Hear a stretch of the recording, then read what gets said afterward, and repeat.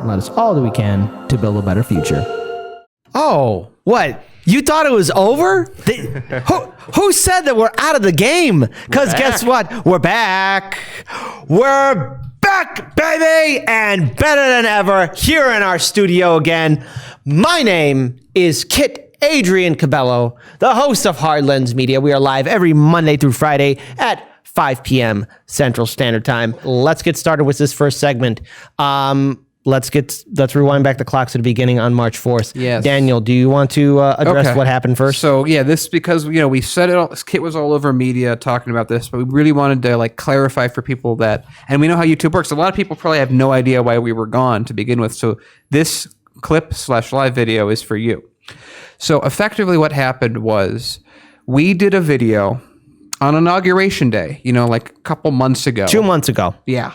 When Joe Biden got elected. Remember when that was happening? So on the 4th, a couple days ago, YouTube hit us with a community guidelines strike for effectively denying the election. And the reason we know that is that the specific claim that they hit us for, if you actually go back to that and look up on YouTube exactly what claims mean for what, because they have different community guidelines, that specific one is mainly for people denying that Joe Biden is president. The video in question literally said Joe Biden is now in charge in the title, and it was our discussion of Joe Biden being president. Now, when this happened to us, we sort of understood that this wasn't really a human that was giving us a strike. It was no one at YouTube that did it. It was, of course, the algorithm, which is always right all of the time. And that all of the time being right led to us, of course, not being able to broadcast for the last number of days. So what we did was the only thing that we knew we could do. We tried to appeal. That immediately got terminated. Again, YouTube, since the pandemic happened, YouTube has laid off most of the people that actually check this stuff. So they just are letting the systems handle it for the most part, which is a lot of what's causing a lot of other channels a lot of stress as well. So the only thing we really knew we could do was to reach out on Twitter, because they have their YouTube creators account, and just see how many people knew about us that would support us in trying to get this overturned. And we were shocked. Just, you guys are really amazing. It's really one of the best feelings ever when just an army of people comes to your aid. When we knew we didn't do anything wrong, we knew our content didn't violate TOS, and it was actually FaZe who had figured out that the reason that all this happened in the first place is because something with QAnon doing something, and they had some significance on the Inauguration Day, so YouTube likely just turned up the sensitivity of their algorithm, and we got hit in the crossfire. That's what happened to us. And so with the support of all you guys and a lot of channels, which Kit's going to get into a second, a few hours ago, YouTube actually reviewed the video for the first time with humans. And to those humans, I thank you for doing your job, because the second that they saw it, they're like, this is reasonable. And they pulled the strike. So we're now able to broadcast again. Right. And let's actually pull up that tweet, and I would like to read it. And then I also like to put in my comments as well. So this is from underneath our tweet. This is from Team YouTube's Twitter account. Our team re-reviewed the video in question and confirmed that it was taken down by mistake. It has now been reinstated, and let us know if you're seeing otherwise. So again, this is a can we actually keep it on that tweet real quick? Can we actually scroll up there again, just so we show people that it's from Team YouTube? So again, the reason why this has happened in the first place is, again, like Daniel said, it's because of the people. We've asked people to politely retweet at Team YouTube by using our Twitter, saying, hey, this is wrong, and to reach out. And it did work. But I want to be very clear, and I think I speak on behalf of the entire team. There are other YouTube channels and content creators who are involved in independent media, who are still having their channels demonetized, videos taken down, their channels are suspended, or at risk of being fully deplatformed. We here at Hard Lens Media stand in full solidarity, and we ask Team YouTube to rectify their mistakes on those channels as well. Convo Couch, Mikasa Tsukasa, Slow News Day, Krish Mohan, Graham Elwood, Ron Placone, and so many others. I apologize. Oh, wait. Frank Analysis, Jackson Hinkle, and so many others. I apologize if I'm missing you. Deserve to have their channels reinstated, remonetized, and so much more. I believe in independent media. And at the same time, too, if this happened to a libertarian channel, a conservative channel, I would still stand in solidarity with them because we believe in freedom of speech. No YouTube content creator should be going through this. And I believe that the world is filled with good people. And yes, are there people who abuse the First Amendment and freedom of speech and these social media platforms? Yes, there are. But I believe that compassionate speech, intelligent speech will overwhelm and overpower hate speech and misinformation. YouTube, you made a mistake, but you're going to have to be better. You're going to have to hire people to look at these videos. You're making some mistakes, and we all make them. I make them. I'm not perfect. But you got to be better as a social media platform.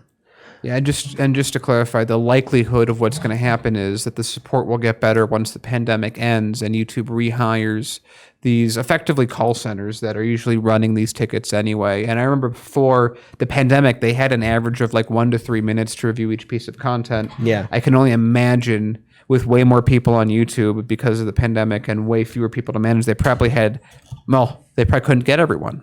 Also, I would like to give a shout out to all the people that have helped us out, especially our fellow colleagues in independent media, content creators who've been sharing this. Because again, to all of our viewers and subscribers, you have been doing a fantastic job in really retweeting and helping us out.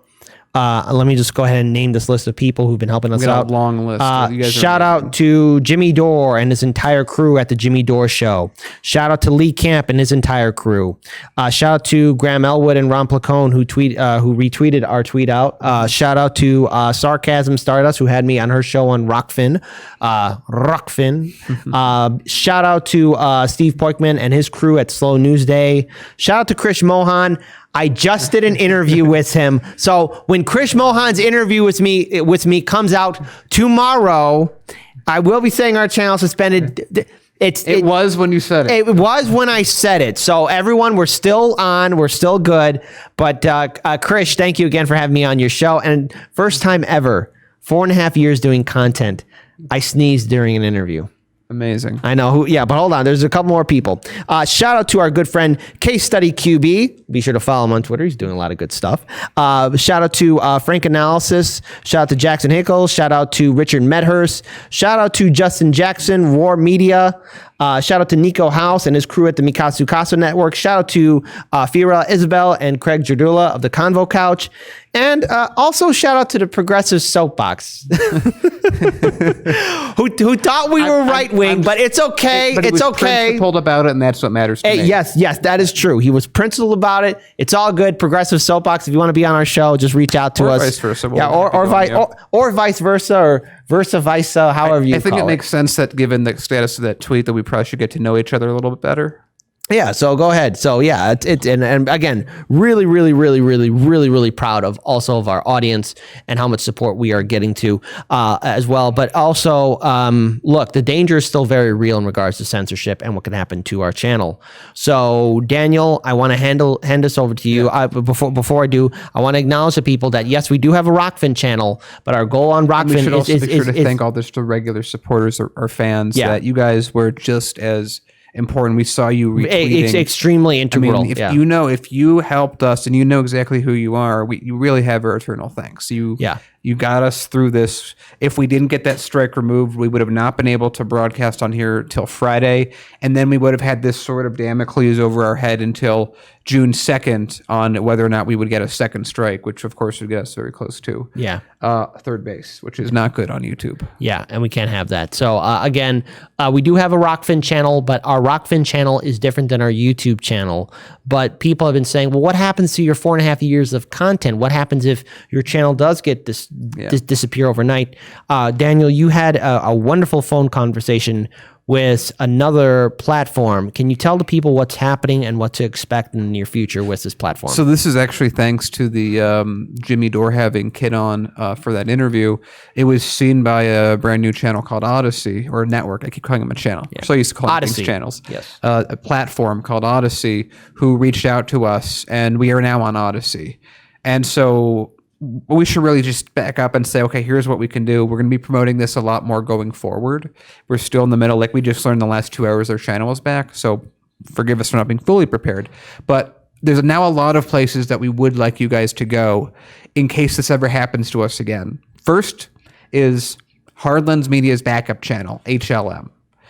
It's there. It's there for exactly this kind of reason. If you didn't know where we were or broadcasting, or you wanted to see our shows that we still did a daily show on HLM. So make sure you subscribe there. If we ever get knocked on Hard Lens, that's where we're going to go. Third is obviously we had a lot of people sign up on Patreon, and we're really excited to give you guys some new content. Speaking of which, if you wait till the end of the show today, I got a big surprise that I think a lot of patrons, a lot of fans have been waiting for to see a certain something or someone. We're going to be doing that today on the Patreon show. So that's pretty cool. Check out Patreon. Rockfin's another great option because they're so completely divorced from what YouTube's doing. We had a lot of support, and Kit's now doing a lot more content on. It's wonderful. Check out our Rockfin. We're going to have a place at some point that probably our website, which exists. We have hardlensmedia.com and 99perspectives.tv. You can check those out. They're not fully built. I'm actually working with someone.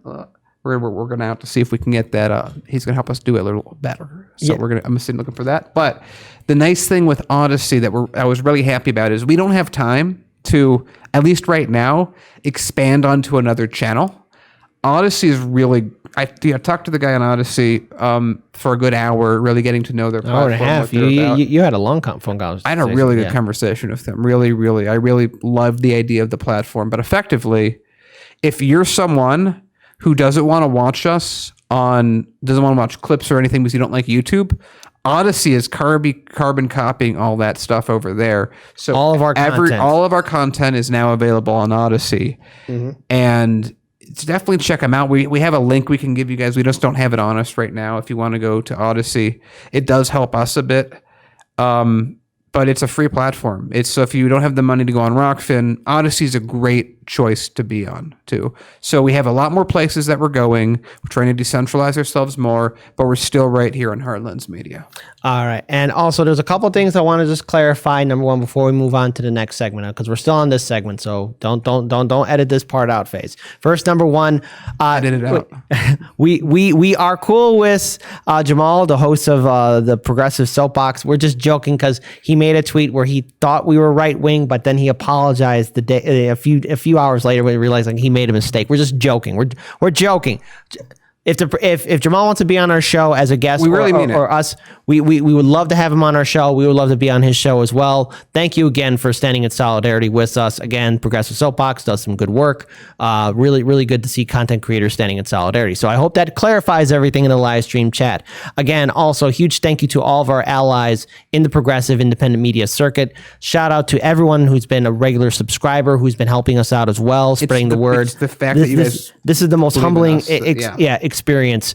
I also want to say I have a lot of confidence and hope for the potential growth of us on Odyssey. Daniel was also talking to me about this before the show started, and I'm very glad that all of our work that we did from 2017 up until now will be click, copy, and paste onto our Hard Lens Media account on Odyssey. Really, also, I'm excited for the potential on Rockfin, and I'm glad to have our YouTube channel back as well. So this is a final message to Team YouTube creators, YouTube as a whole. Look, you made a mistake. It's all good. But I don't think content creators should be having this. We shouldn't have to lose our channel for a week because of the algorithm. This sense of dread over us. I think you need to hire more people. You need to have more people involved in this, and you can't rely on your blind attack dog. Now, some people might be saying I'm being too nice. I'm thinking as this platform is right now struggling, YouTube, it needs to really address the fact that its policies need to be looked at and revised, and they need to change how they deal with content creators, because it wasn't the corporate channels that made YouTube great.